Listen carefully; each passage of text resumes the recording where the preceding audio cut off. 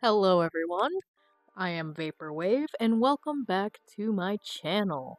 Despite the last video I just posted, I did in fact decide that I am going to continue using this microphone despite my beef with it. I'm just having some noisy neighbor issues right now.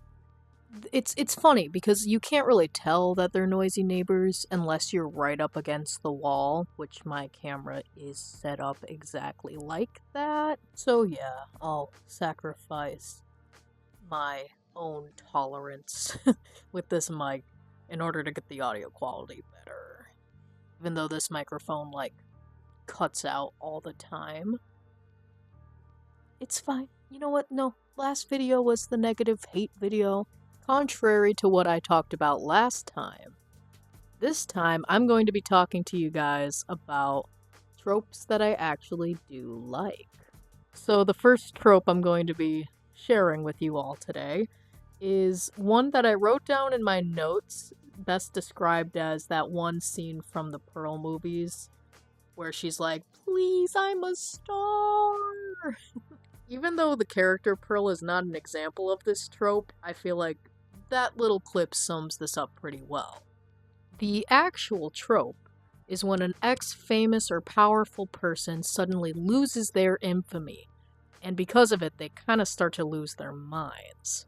This is such a good villain origin story for me. Funnily enough, the the only example I can think of off the top of my head, I know there's more out there, so forgive me for this, but Wreck-It Ralph, like, King Candy from Wreck-It Ralph is, like, the perfect example. I guess I really like this trope because it's just so interesting what people, at least to me, it's just so interesting what people will do in order to reclaim their sense of power or righteousness.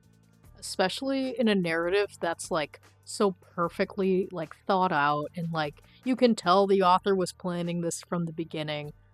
I love a good descent into madness because of a loss of power moment. So this next trope is something I have not seen yet, to my knowledge. If any of you guys have actually seen this trope out in the wild in any form of media, please let me know. This trope is a subversion of the tending to wounds trope that you often see as a trope in romance. Good lord, take a drink every time I say trope in this video.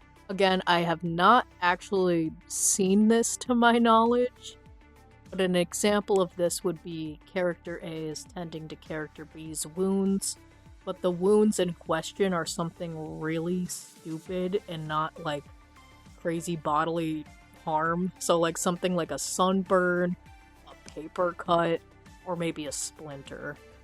This is just strictly because I find this funny.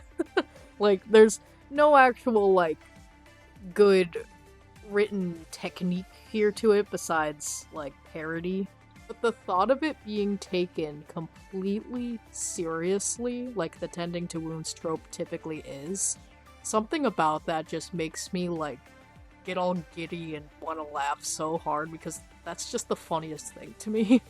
In Beauty and the Beast, where Belle is like treating the wounds that the Beast got after fighting those wolves, just picture that scene and that dialogue, but instead of like actual wounds, he just has a bad sunburn.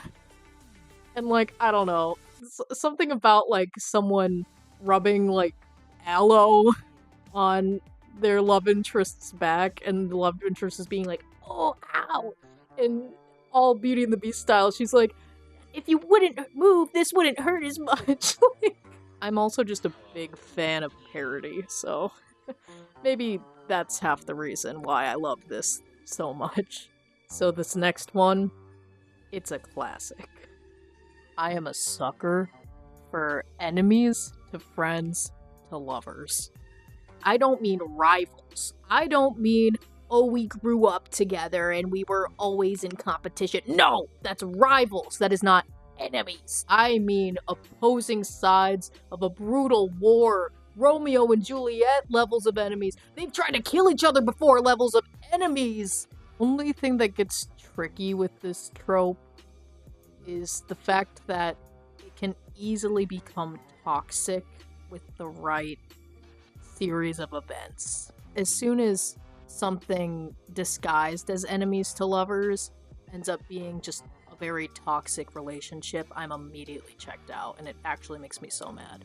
Also, so many ways you can skirt around it without it being toxic. Even if, like, say they've tried to kill each other before, that's pretty bad. But maybe they just didn't know each other. It was just happenstance that they happened to be on the battlefield at the same time, with knives at each other's throats, you know? And another thing with this trope that is kind of mandatory for me is that it's gotta be a slow burn. They can't go from enemies to lovers. They gotta go from enemies to friends to lovers. I think the reason why I love this trope is because a slight antagonistic twist to a romance has always been something that's just kind of been it for me, I guess. I don't know. Again, unlike the last two actual videos I've made, the points that I'm making, I really, it's not that I can defend this with like, oh, this is just peak writing whenever you do this, because like, a lot of the times, I feel like enemies to lovers is now such a common trope that a lot of people do tend to mess it up, sadly. So like, I guess I just like it when it's done right. When it's done with a little bit more thought than just, oh, he tried to kill her and now they smooch, you know? If it's done with a bit more nuance and a bit more awareness, then that is my cup of tea. In real life, would this ever work out? No. But a girl can dream. This next trope is something that should always work out in real life, and it's sad that it doesn't, but god do I love to see this trope in fiction. I quite frankly love it when we get to see parents doing their best in a work of fiction.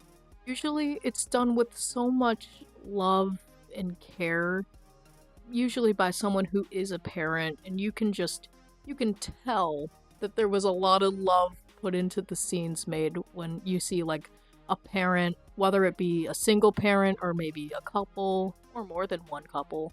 And also if it's a parent who's not actually related to the child or isn't biologically the child's parents. Yeah, the trope where it's like a parent figure who's not actually biologically the parent.